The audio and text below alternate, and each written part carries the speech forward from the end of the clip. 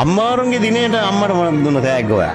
මම අම්මට මුකුත් දුන්නේ නැහැ. මං අම්මට ආදරේ කියලා නම් කිව්වා. කිව්වද මොනවද අම්මා කිව්වද? අම්මා මගේ පුතා හොඳට ඉගෙන ගන්න කියලා කිව්වා. අයියේ එහෙම කිව්වා.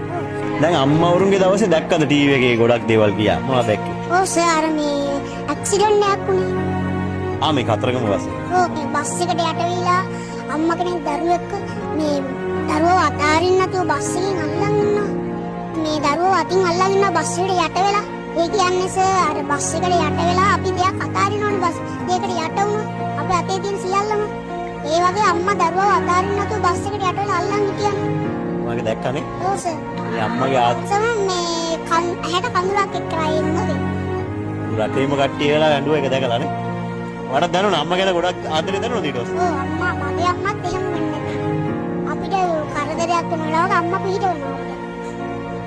අපේ අම්මලා විතරක් නෙවෙයි ලෝකෙ ඉන්න හැම අම්මලාගේම එහෙම නේද? නේද පුතේ?